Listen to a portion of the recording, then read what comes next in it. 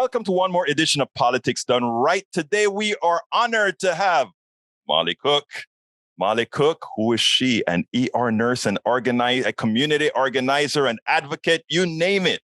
She's what we always talk about needing, not only in Houston, but all throughout the country. Molly, welcome to Politics Done Right. How are you doing today? Thank you, Egberto. I'm great. How are you doing?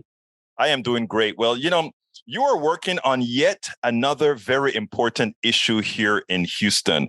Stop I-45 in its current, the development in its current instantiation. Tell us a little bit about this and why is it that you're so adamant that we need to redo this thing? Yeah, absolutely. So, a lot of people know I grew up in the Woodlands, which is a northwest suburb, and freeways were ostensibly built for folks in the suburbs for white flight, right? To make it possible for people to live outside of town, pay taxes somewhere else, but come inside of town to use the amenities and work for large companies, large employers, and things like that. And so I did not learn of the true history of highways until I was in public health school in my late 20s and was just shocked and ashamed to find out how they were built intentionally through Black and brown communities, how they did support white flight, how they really shaped the urban landscape in a way that is not just climate unsustainable, but is also socially really wrong and unsustainable. So once I learned about that issue, care a lot about air quality, and found out that TxDOT was trying to widen I-45 from downtown to Beltway 8, 28 and a half miles of road, displacing over 1,000 homes, businesses, churches, all in Black and Hispanic communities along I-45.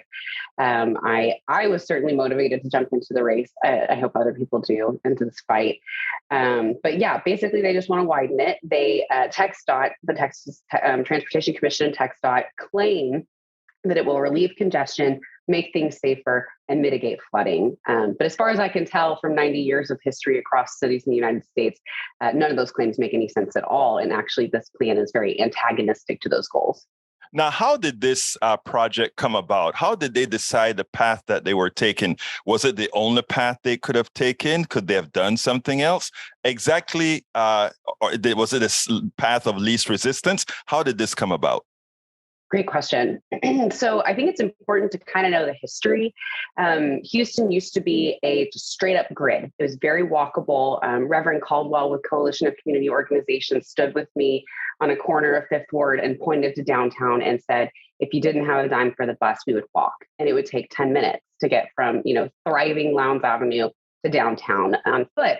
And so there was a very, very powerful entrenched interest in the automobile lobby to rip up rail lines like we used to have to Galveston, close streets to people on foot and on bike and open them to cars and make the city for cars and raise buildings and put parking lots in their place and things like that. So, this was an intentional kind of history that's behind all of these things. And so TxDOT, which used to be called the Texas Department of Highways, now Department of Transportation, just kind of keeps doing the same thing, right? And then there's the concrete lobby, there's the oil and gas lobby, the automobile lobby, very powerful interests.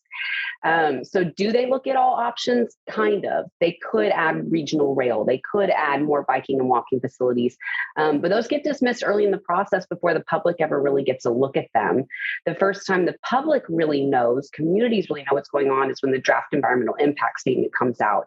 Of course, TxDOT is known for segmenting their projects and finding no significant impact so that they can avoid the NEPA process, the environmental process. Mm-hmm. But for this one, we really caught wind of it in 2017.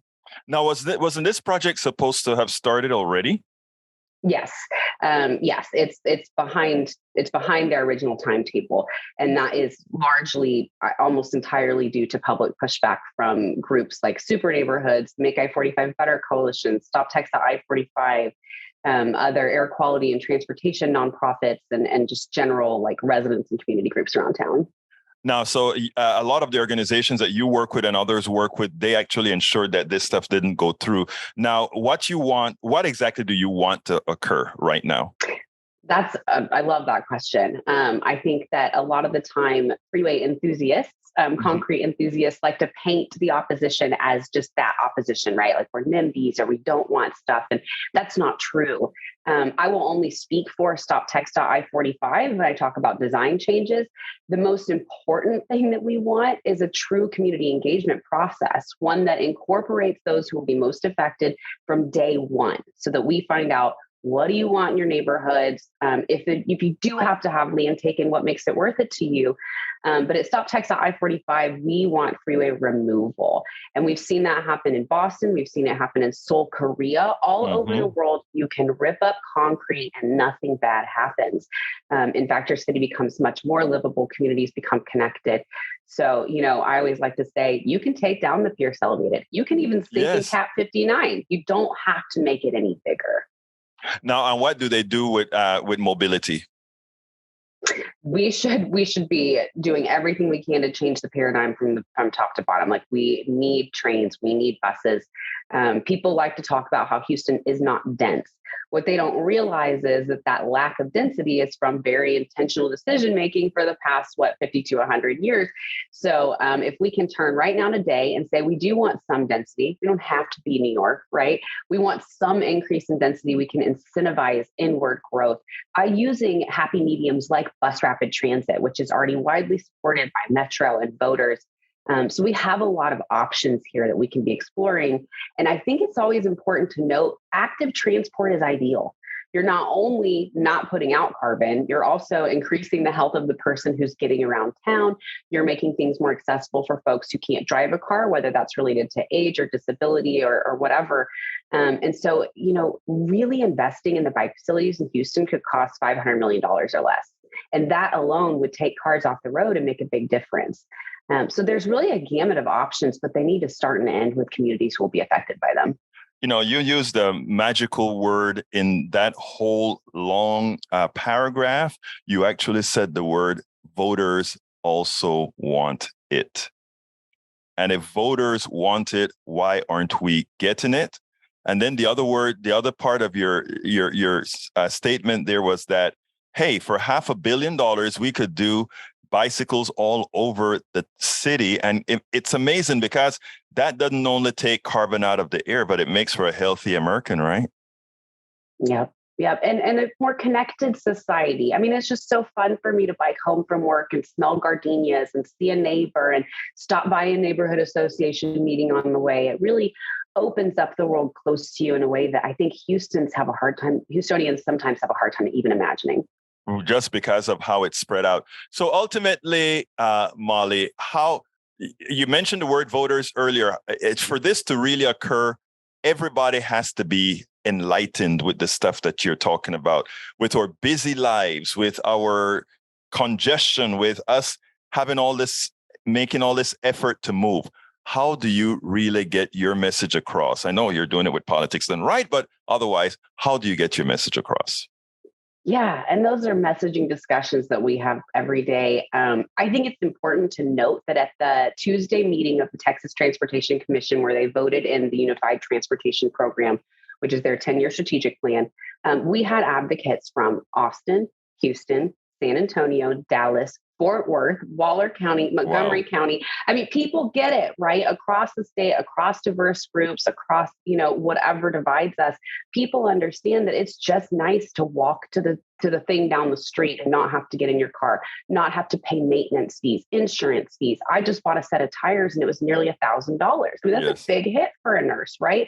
So I think you just kind of have to meet people where they're at. Sometimes that idea of induced demand is difficult to wrap your mind around. More lanes meaning more traffic.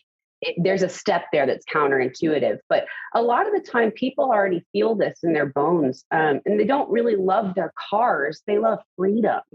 And so when you can meet people where they're at, find out what piece of it is that they connect to, then that gives you an opportunity to open their minds to imagining something that's much more mobile and convenient than what we have right now. Well, you've been with me before, so you know what the last question is. What should I have asked you that I didn't? That's a great question. I guess I just want to really, the way I said it recently was I want to fast track people's skepticism.